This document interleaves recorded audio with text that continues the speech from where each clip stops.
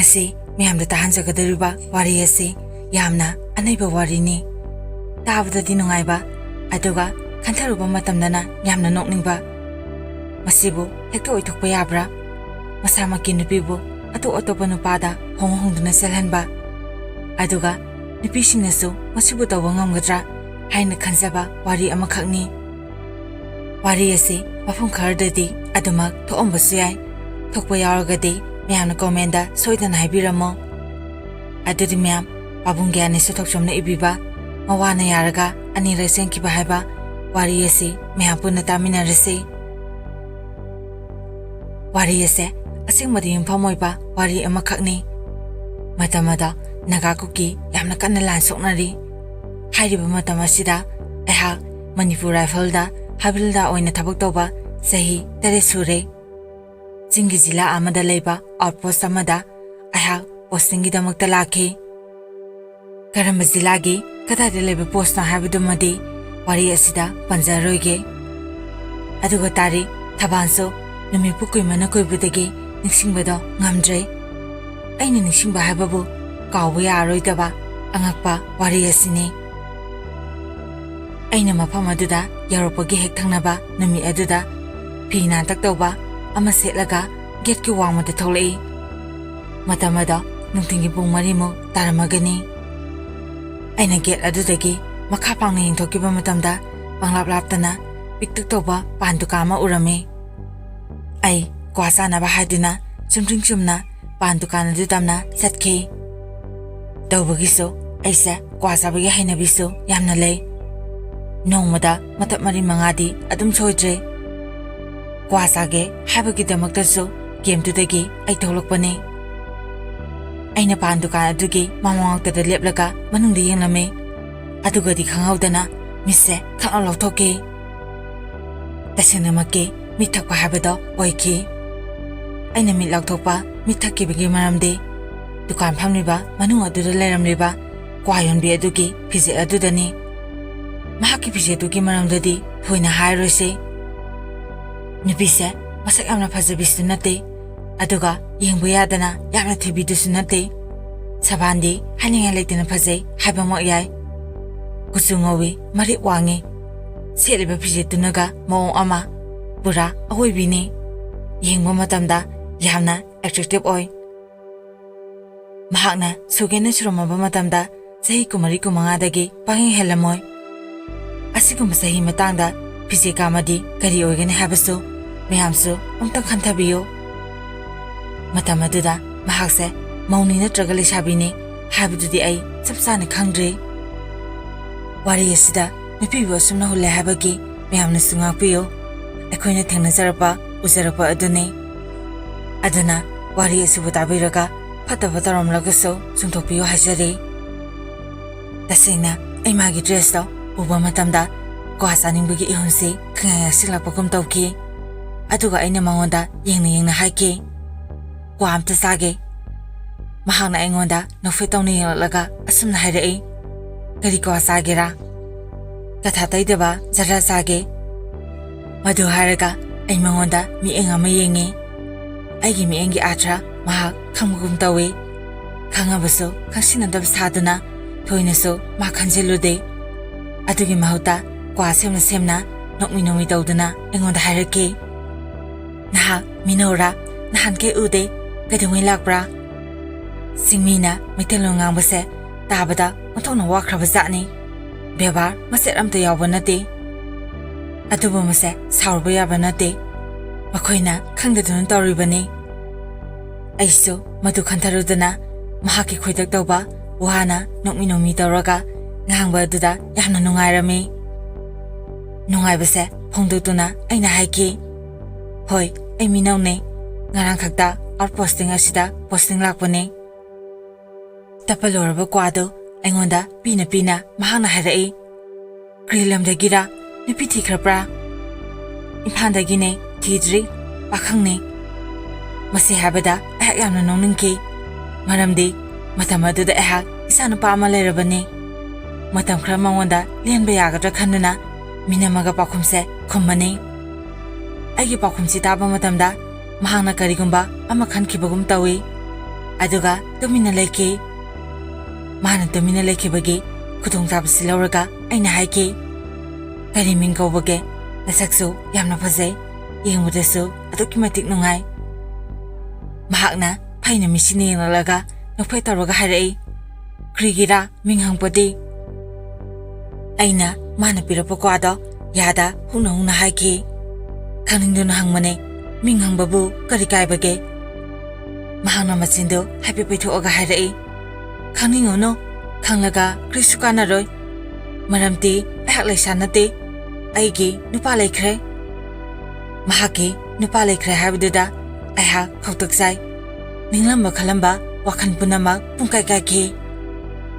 ꯑꯗꯨꯕꯨ ꯍꯥꯏꯗꯣꯛꯈ꯭ꯔꯤꯕ ꯋꯥꯒꯤ ꯋꯥꯍꯩ ꯑꯗꯨꯒꯤ ꯏꯀꯥꯏ ꯈꯪꯀꯧꯠꯄ ꯑꯣꯏꯅ ꯑꯁꯨꯝꯅ ꯍꯥꯏꯈꯤ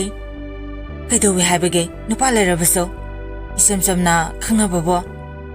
ꯃꯗꯨꯗ ꯃꯍꯥꯛꯅ ꯅꯣꯛꯂꯒ ꯍꯥꯏꯔꯛꯈꯤ ꯆꯨꯝꯅ ꯈꯪꯅꯕ ꯌꯥꯔꯣꯏ ꯅꯍꯥꯛꯀꯤ ꯃꯤꯠꯌꯦꯡꯗꯣ ꯑꯩꯅ ꯂꯣꯏꯅ ꯈꯪꯕꯅꯦ ꯅꯪꯅ ꯀꯔꯤ ꯈꯜꯂꯤ ꯀꯔꯤ ꯄꯥꯝꯃꯤ ꯍꯥꯏꯕꯗꯣ ꯑꯩꯅ ꯂꯣꯏꯅ ꯈꯪꯕꯅꯦ ꯍꯧꯖꯤꯛꯇꯤ ꯆꯤꯡꯃꯤ ꯅꯨꯄꯤꯁꯤꯡꯁꯦ ꯑꯃꯇ ꯄꯪꯗ꯭ꯔꯕꯅꯤꯀꯣ ꯑꯩꯍꯥꯛ ꯃꯥꯒꯤ ꯋꯥꯗꯨꯗ ꯏꯀꯥꯏꯈꯤ ꯑꯩꯒꯤ ꯅꯨꯡꯒꯤ ꯋꯥꯕꯨ ꯃꯥꯅ ꯈꯪꯅ ꯎꯔꯛꯄ ꯑꯁꯤꯗ ꯃꯥꯏꯁꯦ ꯈꯪꯉ ꯉꯥꯡꯁꯤꯜꯂꯛꯈꯤ ꯑꯗꯨꯕꯨ ꯋꯥꯈꯜ ꯑꯁꯤꯗ ꯀꯔꯤꯕꯨ ꯇꯧꯔꯕꯅꯣ ꯈꯜꯂꯒ ꯑꯁꯨꯝꯅ ꯍꯥꯏꯈꯤ ꯈꯟꯕ ꯇꯥꯕꯅꯤ ꯀꯔꯤꯅꯣ ꯅꯁꯛ ꯍꯥꯏꯔꯦ ꯑꯗꯨ ꯌꯥꯝꯅ ꯐꯖꯩ ꯑꯗꯨꯒ ꯗ꯭ꯔꯦꯁꯇꯨꯅꯒ ꯃꯔꯣ ꯑꯃ ꯃꯁꯤꯗꯕꯨ ꯅꯨꯄꯥ ꯀꯅꯥꯅ ꯆꯝꯅ ꯈꯟꯕ ꯉꯝꯗꯣꯏꯅꯣ ꯅꯪꯕꯨ ꯌꯥꯝꯅ ꯐꯠꯇꯦꯀꯣ ꯃꯍꯥꯛꯅ ꯅꯣꯛꯐꯦꯠ ꯇꯧꯔꯒ ꯍꯥꯏꯔꯛꯏ ꯌꯥꯔꯦ ꯇꯣꯛꯑꯣ ꯉꯁꯤꯒꯤꯗꯤ ꯁ꯭ꯋꯥꯏꯗ ꯁꯨꯝ ꯂꯣꯏꯁꯤꯜꯂꯁꯦ ꯀ꯭ꯋꯥꯒꯤ ꯄꯩꯁꯥ ꯄꯤꯔꯣ ꯍꯌꯦꯡ ꯑꯃꯨꯛ ꯊꯣꯛꯂꯛꯄꯗ ꯋꯥꯔꯤꯗꯣ ꯐꯖꯅ ꯁꯥꯟꯅꯁꯤ ꯃꯥꯅ ꯋꯥꯔꯤ ꯍꯌꯦꯡ ꯑꯃꯨꯛ ꯁꯥꯟꯅꯁꯤ ꯍꯥꯏꯔꯛꯄꯗꯨꯗ ꯀꯪꯂꯨꯔꯕ ꯑꯩꯒꯤ ꯃꯨꯠꯇꯣ ꯑꯃꯨꯛ ꯌꯦꯡꯅꯤꯡ ꯆꯣꯡꯂꯛꯄꯒꯨꯝ ꯇꯧꯔꯛꯈꯤ ꯀꯔꯤꯒꯤꯅꯣ ꯍꯥꯏꯕ ꯃꯇꯝꯗ ꯍꯌꯦꯡ ꯃꯥꯒ ꯑꯃꯨꯛ ꯋꯥꯔꯤ ꯁꯥꯟꯅꯕꯗ ꯀꯣꯏꯔꯣ ꯈꯟꯕꯒꯤꯅꯤ ꯑꯩꯅ ꯅꯨꯡꯉꯥꯏꯕ ꯃꯇꯧꯁꯤ ꯎꯠꯂꯒ ꯍꯥꯏꯈꯤ ꯉꯥꯏꯍꯥꯛꯇꯤ ꯂꯩꯅꯤꯡꯕꯅꯤ ꯑꯗꯨꯕꯨ ꯑꯇꯥꯟꯕ ꯑꯃ ꯌꯥꯎꯔꯕꯅꯤꯅ ꯆꯠꯄ ꯇꯥꯔꯦꯀꯣ ꯀ꯭ꯋꯥꯗꯣ ꯑꯃꯗꯒ ꯇꯞꯁꯤꯜꯂꯛꯑꯣ ꯍꯣꯔꯦꯟ ꯆꯥꯛꯆꯥ ꯇꯣꯛꯄꯒꯤ ꯑꯣꯏꯔꯒꯦ ꯅꯪꯒꯤ ꯀ꯭ꯋꯥꯁꯦ ꯍꯥꯎꯏ ꯅꯍꯥꯟꯈꯩ ꯆꯥꯔꯛꯄꯒ ꯁꯨꯡꯃꯥꯟ ꯃꯥꯟꯅꯗꯦ ꯑꯩꯒꯤ ꯋꯥꯗꯨꯗ ꯃꯍꯥꯛꯅ ꯈꯪꯅꯣꯛ ꯅꯣꯛꯂꯒ ꯍꯥꯏꯔꯛꯏ ꯌꯥꯔꯦ ꯀ꯭ꯋꯥ ꯍꯥꯎꯕ ꯑꯣꯏꯔꯝꯗꯗꯅ ꯀ꯭ꯋꯥ ꯌꯣꯟꯄꯤ ꯍꯥꯎꯕ ꯑꯣꯏꯔꯝꯒꯅꯤ ꯑꯩꯅꯁꯨ ꯍꯔꯥꯎꯕ ꯀꯔꯤꯕꯣꯏ ꯅꯣꯛꯂꯒ ꯍꯥꯏꯈꯤ ꯀ꯭ꯋꯥꯁꯨ ꯍꯥꯎꯏ ꯀ꯭ꯋꯥ ꯌꯣꯟꯕꯤꯁꯨ ꯌꯥꯝꯅ ꯍꯥꯎꯏ ꯅꯨꯡꯇꯤꯒꯤ ꯅꯪꯒꯤꯁꯤꯗ ꯀ꯭ꯋꯥꯁꯦ ꯑꯗꯨꯝ ꯆꯥꯔꯅꯤ ꯃꯍꯥꯛ ꯇꯨꯃꯤꯟꯅ ꯂꯩꯈ꯭ꯔꯒ ꯀ꯭ꯋꯥ ꯇꯞꯄꯤ ꯇꯞꯄ ꯂꯣꯏꯔꯕ ꯀ꯭ꯋꯥꯗꯨ ꯆꯦꯔꯪ ꯑꯃꯗ ꯍꯥꯞꯆꯤꯜꯂꯒ ꯑꯩꯉꯣꯟꯗ ꯄꯤꯔꯛꯏ ꯑꯩꯅ ꯀ꯭ꯋꯥꯒꯤ ꯄꯩꯁꯥ ꯄꯤꯔꯝꯂꯒ ꯃꯐꯝ ꯑꯗꯨꯗꯒꯤ ꯊꯣꯛꯂꯛꯈꯤ ꯑꯩꯈꯣꯏꯒꯤ ꯁ꯭ꯇꯥꯐꯀꯤ ꯔꯣꯜ ꯀꯣꯜꯁꯤ ꯅꯨꯃꯤꯗꯥꯡꯋꯥꯏꯔꯝꯒꯤ ꯄꯨꯡ 5:30ꯗꯒꯤ ꯍꯧꯏ ꯑꯗꯨꯒ ꯄꯨꯡ 6 ꯍꯦꯜꯂꯛꯄ ꯑꯗꯨꯋꯥꯏꯗ ꯂꯣꯏ ꯔꯣꯜ ꯀꯣꯜꯁꯦ ꯍꯦꯛ ꯂꯣꯏꯕꯒ ꯑꯩꯈꯣꯏ ꯕꯥꯔꯤꯛꯇ ꯆꯪꯂꯛꯏ ꯕꯥꯔꯤꯛ ꯍꯥꯏꯔꯤꯕꯁꯤ ꯁꯤꯐꯥꯏ ꯃꯌꯥꯝꯅ ꯄꯨꯟꯅ ꯍꯤꯞꯅ ꯇꯨꯝꯅꯕ ꯌꯨꯝ ꯑꯗꯨꯕꯨꯅꯤ ꯃꯅꯨꯡ ꯑꯗꯨꯗ ꯑꯩꯅ ꯍꯦꯛ ꯆꯪꯕꯒ ꯑꯩꯅ ꯍꯥꯏꯈꯤ ꯑꯩꯈꯣꯏ ꯒꯦꯠꯀꯤ ꯃꯈꯥ ꯊꯪꯕꯗ ꯂꯩꯔꯤꯕ ꯄꯥꯟ ꯗꯨꯀꯥꯟ ꯑꯁꯤꯒꯤ ꯄꯥꯟ ꯗꯨꯀꯥꯟ ꯐꯝꯃꯤ ꯅꯨꯄꯤ ꯑꯗꯨꯗꯤ ꯌꯥꯏꯍꯦ ꯋꯥꯔꯤ ꯁꯥꯕꯅ ꯃꯔꯣ ꯑꯃ ꯅꯨꯡꯉꯥꯏꯔꯤꯕ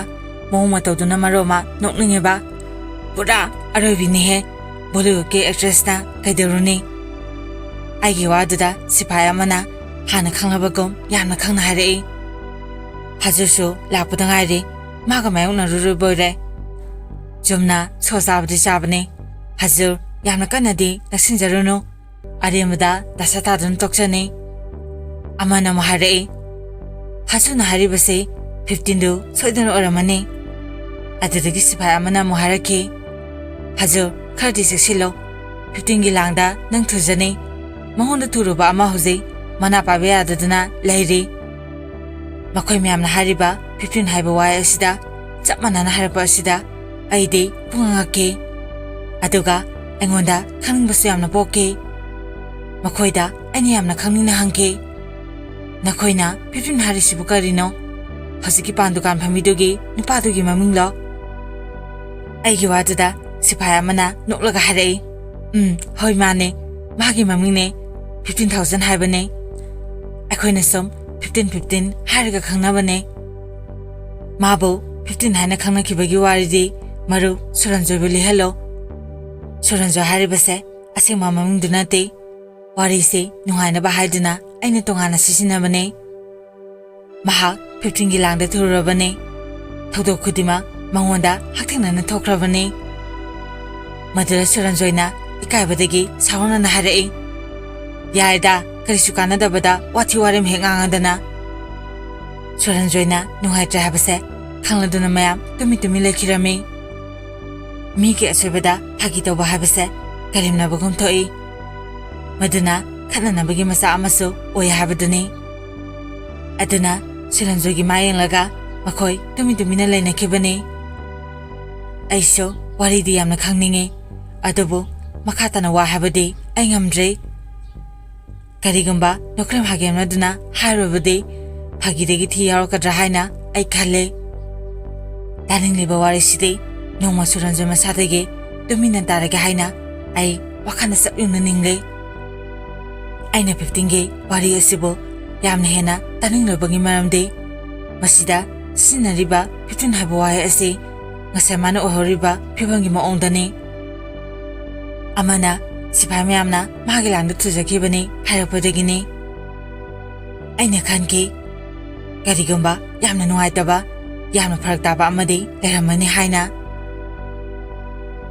ꯅꯣꯡꯃ ꯅꯨꯃꯤꯗꯥꯡ ꯑꯃ ꯆꯥꯎꯔꯥꯛꯅ ꯄꯨꯡ 10 ꯍꯦꯜꯂꯛꯄꯒꯤ ꯑꯗꯨꯋꯥꯏꯗ ꯁꯟꯇ꯭ꯔꯤ ꯇꯥꯔꯤꯕ ꯁꯨꯔꯟꯖꯣꯏꯒꯤ ꯃꯅꯥꯛꯇ ꯆꯪꯁꯤꯜꯂꯒ ꯐꯝꯂꯝꯃꯤ ꯑꯗꯨꯒ 15 ꯑꯃꯗꯤ ꯃꯉꯣꯟꯗ ꯊꯣꯛꯈꯤꯕ ꯋꯥꯔꯤꯗꯨ ꯂꯤꯅꯅꯕ ꯍꯥꯏꯔꯝꯃꯤ ꯑꯍꯥꯟꯕꯗꯗꯤ ꯃꯍꯥꯛ ꯏꯀꯥꯏꯕꯗꯒꯤ ꯍꯥꯏꯌꯨ ꯍꯥꯏꯕ ꯄꯥꯛꯅ ꯌꯥꯈꯤꯗꯦ ꯃꯍꯥꯛꯅ ꯅꯨꯡꯉꯥꯏꯇꯅ ꯑꯩꯉꯣꯟꯗ ꯍꯥꯏꯔꯛꯈꯤ ꯋꯥꯔꯤ ꯑꯁꯦ ꯑꯣꯟꯊꯣꯛꯅ ꯅꯨꯡꯉꯥꯏꯈꯤꯗ꯭ꯔꯦꯗ ꯍꯖꯨ ꯅꯨꯡꯉꯥꯏꯅ ꯇꯨꯝꯗꯨꯅ ꯂꯩꯒꯦꯗꯤ ꯍꯥꯏꯗ꯭ꯔꯒ ꯀꯔꯤꯁꯨ ꯂꯩꯇꯕꯗ ꯋꯥꯊꯤ ꯋꯥꯔꯦꯝꯗꯨꯒꯤ ꯍꯦꯛ ꯂꯥꯛꯂꯗꯅ ꯑꯁꯤ ꯍꯥꯏꯔꯒ ꯃꯍꯥꯛ ꯇꯨꯃꯤꯟꯅ ꯂꯩꯈꯤ ꯑꯩꯁꯨ ꯆꯍꯤ ꯃꯇꯥꯡ ꯑꯗꯨꯗ ꯍꯥꯏꯔꯞ ꯏꯀꯥꯏꯕꯗꯤ ꯐꯥꯎꯈꯤ ꯑꯗꯨꯕꯨ ꯋꯥꯔꯤ ꯑꯁꯤꯗꯤ ꯑꯩꯍꯥꯛ ꯅꯨꯃꯤꯠ ꯈꯨꯗꯤꯡꯒꯤ ꯇꯥꯅꯤꯡꯗꯨꯅ ꯂꯥꯛꯂꯤ ꯑꯗꯨꯅ ꯏꯀꯥꯏꯔꯕꯁꯨ ꯏꯀꯥꯏꯅ ꯃꯉꯣꯟꯗ ꯍꯥꯏꯈꯤ ꯍꯣꯏ ꯐꯖꯕ ꯋꯥꯕꯨꯗꯤ ꯅꯠꯇꯕꯅꯤꯅ ꯅꯍꯥꯛꯅ ꯂꯤꯅꯤꯡꯉꯝꯗꯕꯗꯤ ꯌꯥꯏ ꯑꯗꯨꯕꯨ ꯍꯧꯗꯣꯔꯛꯏꯕ ꯋꯥꯐꯝꯁꯦ ꯑꯩꯗ ꯅꯠꯇꯅ ꯃꯤꯄꯨꯝ ꯈꯨꯗꯤꯡꯃꯛꯅ ꯇꯥꯅꯤꯡꯕ ꯑꯣꯏ ꯒꯦꯝ ꯑꯁꯤꯗ ꯂꯩꯔꯤꯕ ꯃꯤꯄꯨꯝ ꯈꯨꯗꯤꯡꯃꯛꯅ ꯂꯣꯏꯅ ꯈꯪꯅꯔꯕ ꯋꯥꯐꯝꯗꯨꯕꯨ ꯑꯩ ꯈꯛꯇꯗ ꯂꯣꯠꯂꯒ ꯅꯪ ꯀꯔꯤ ꯀꯥꯟꯅꯒꯅꯤ ꯅꯪꯒꯤ ꯅꯨꯡꯉꯥꯏꯇꯕꯗ ꯑꯩꯁꯨ ꯌꯥꯎꯒꯦ ꯑꯗꯨꯒ ꯗꯁꯥꯗꯣ ꯑꯩꯁꯨ ꯇꯥꯗꯅꯕ ꯂꯧꯁꯤꯡ ꯑꯣꯏꯒꯦ ꯋꯥꯔꯤꯗꯨꯃꯇꯗꯤ ꯅꯪ ꯑꯝꯇꯗꯤ ꯂꯤꯌꯨ ꯑꯁꯤꯒꯨꯝꯕ ꯑꯩꯒꯤ ꯇꯥꯅꯤꯡꯕꯒꯤ ꯃꯇꯧ ꯑꯁꯤꯗ ꯃꯍꯥꯛ ꯅꯨꯡꯉꯥꯏꯇ꯭ꯔ ꯃꯥꯜꯂꯦ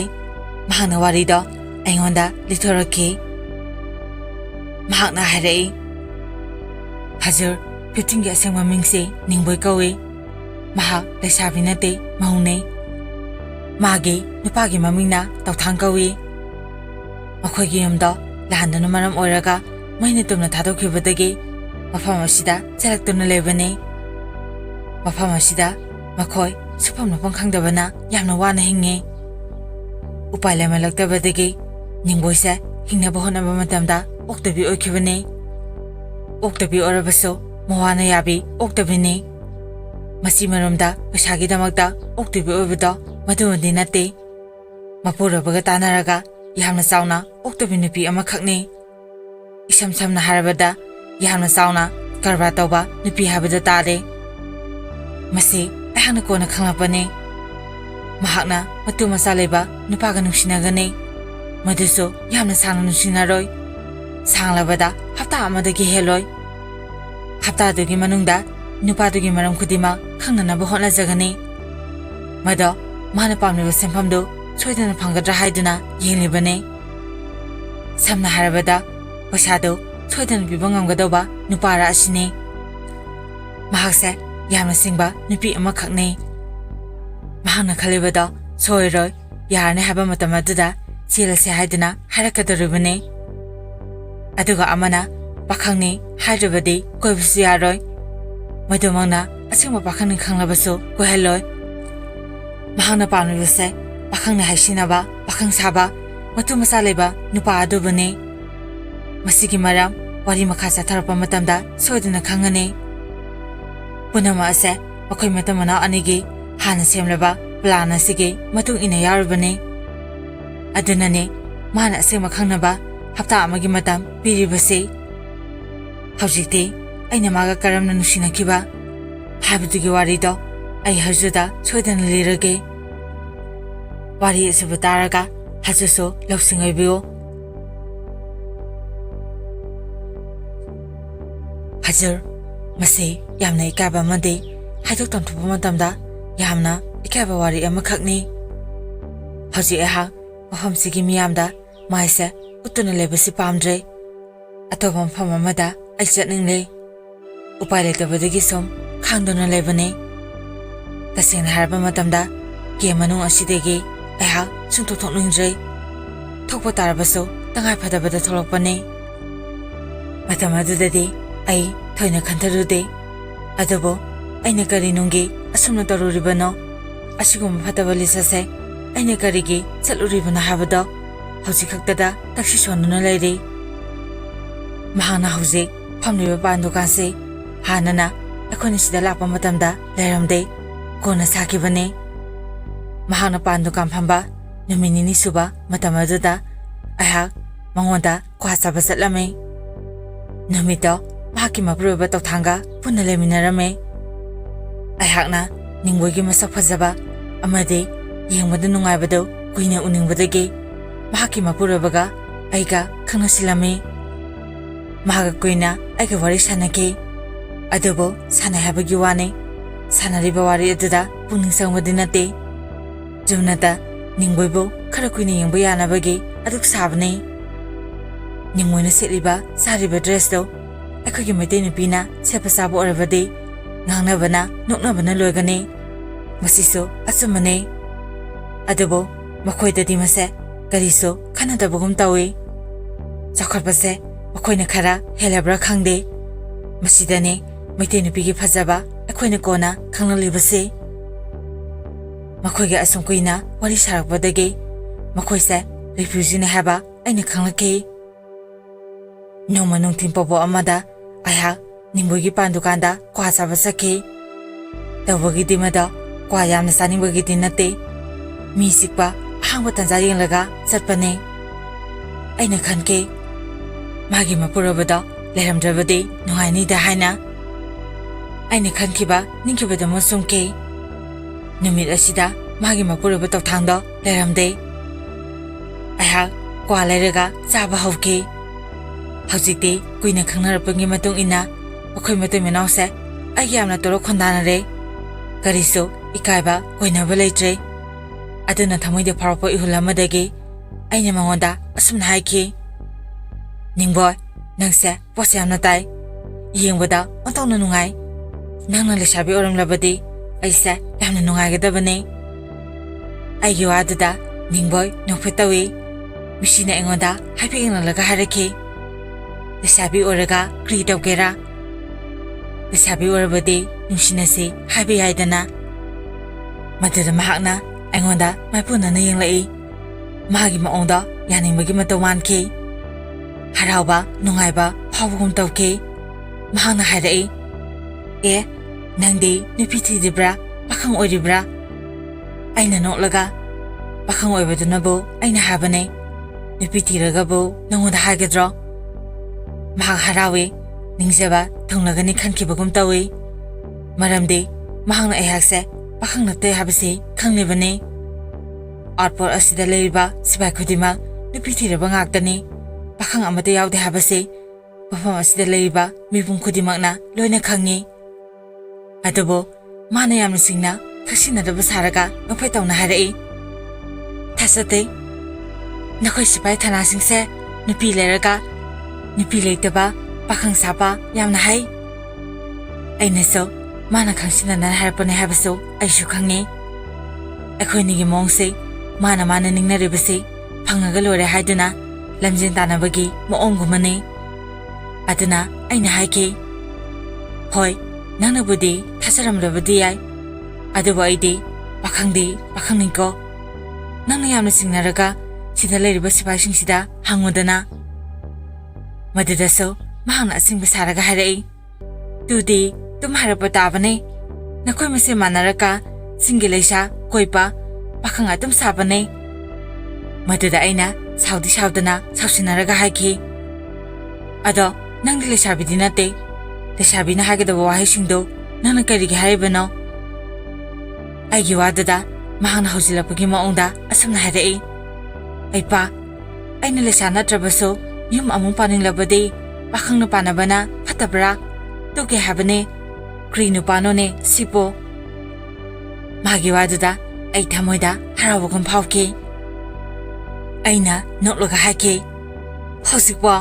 ꯅꯪꯕꯨ ꯑꯃꯨꯛ ꯌꯨꯝ ꯄꯥꯟꯈꯤꯒꯦ ꯍꯥꯏꯕꯒꯤ ꯋꯥꯈꯜ ꯂꯩꯕ꯭ꯔꯣ ꯃꯗꯨꯗ ꯃꯍꯥꯛꯅ ꯍꯥꯏꯔꯛꯏ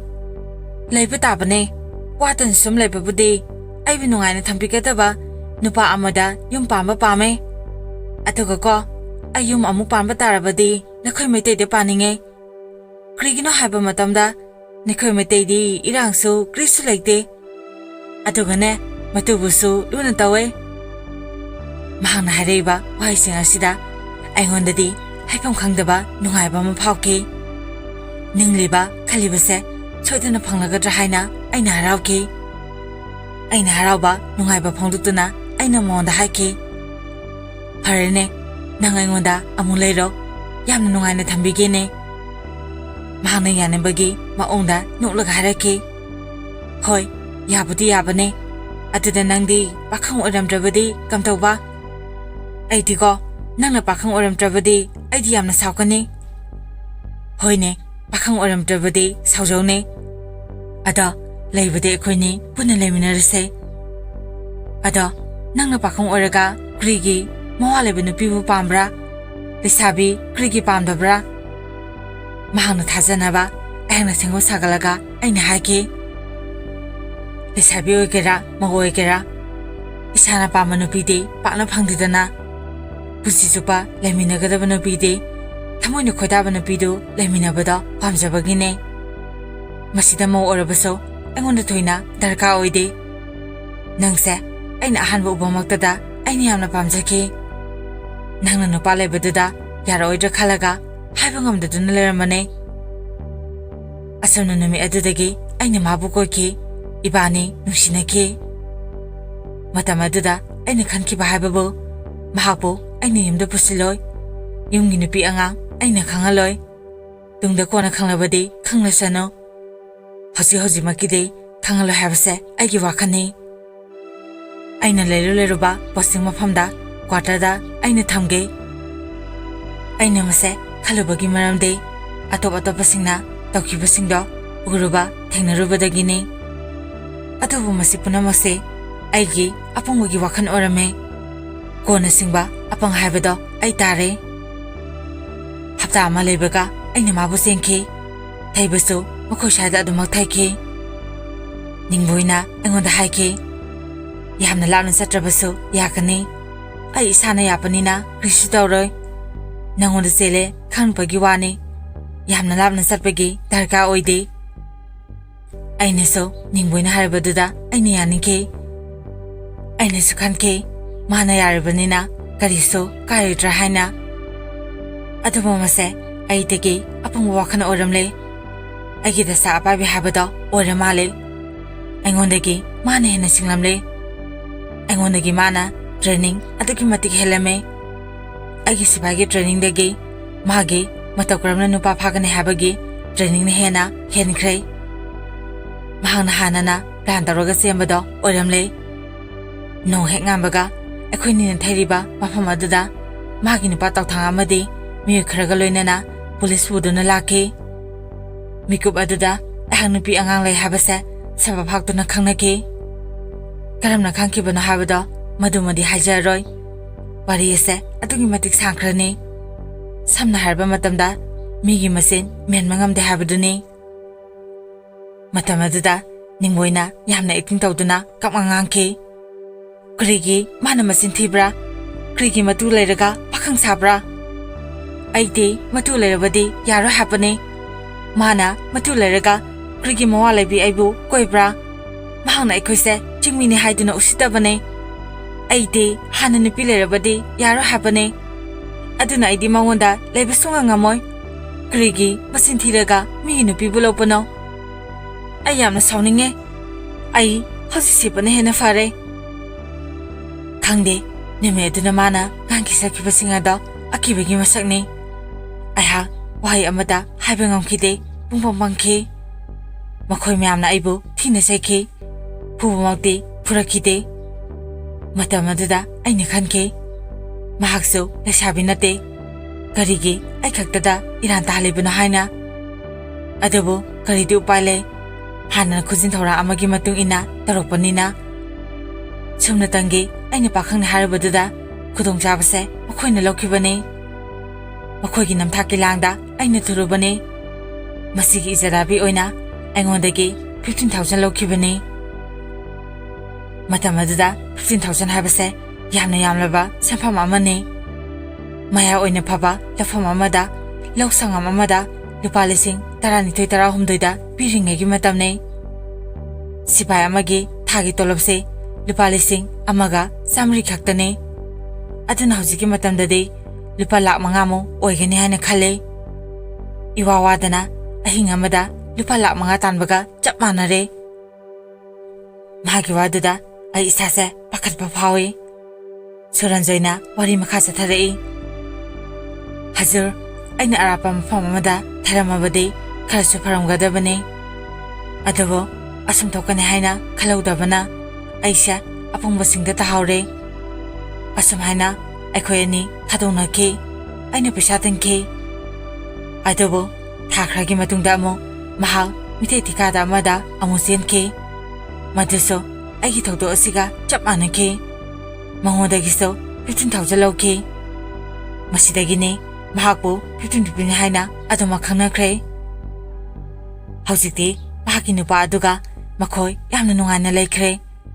अहिंग अनि खक्तदा यामना यामलबा संफम अमा तालगा मफम असिदा लम लैरगा युम साख्रे मागी नुपानो माबो करिसु हंगोइदना पुनः लेमिनारी हौजिकसो मदुगी महाउदो कावबा याददना मागी नुपीबु थादोकली मसेने हजुना तानिंगे हारिबा 15 गी वारिसे अदुना हजुसो क्वा जाबा मतमदा खरा सेक्सिलो करिसु नतबदा 15,000 ससखिने मागी वारिसा तारबा मतमदा नुहाइतबा अमसु फावे अदुगा थमोइदसो यामना नोनिंखे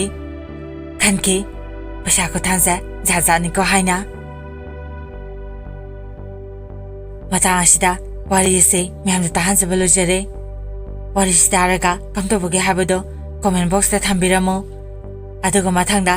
म्यामदा लौसिंग ओइबे याबा असेंबा थोकिबदा युमफम ओइबा वारी खरा सेमलो सुमिन तवजरगा वारी अममो पुदना लाक्सगे अमदे वारी असिना म्यामदा कानाबा पीपीदे हाबदो म्यामनासो सोइदन हाबिरमो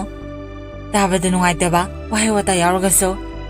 मयाम पुना सेमलो सेमजिन तमिनबगी तंजादो लौजगे सुरंजोली थोकिबा ताकिबा तसासिंगदुगी वारिसिंगदा तारबा मतमदगी अखोय लेमिनेबर सुबाइसिंग मरुइना एहाक्सो ज्ञानदे अदुमा ताक्रे हाबे याय अदुना थबा मफमदा लेरे हादुना अखोयगी नुपी अंगांग हुंदोगा थनमे मखोय उद्रा हादुना असिगुंबा फतबा लमचसे चबीदना हाजरे करिगुम चलबदे सुरंजोगी तसासे सोमदसो यरपया हाबसे सोइदन हाइजगे मता आसिदा पाबुंग ज्ञान सुथोसोमनो इबिबा वारिसे म्यामदा ताहानजबा लोजरे वारिसेबो पाथोकसबा मतमदा सोइखिबा लानखिबा यारबसो म्यामना गाकपियो अमदे म्यामना चैनल एसिबु नुचिबिदना लाइक शेयर अमदि सब्सक्राइब तौबियो अरुबदा म्याम पुनापो इकोकनन खुरमजरे।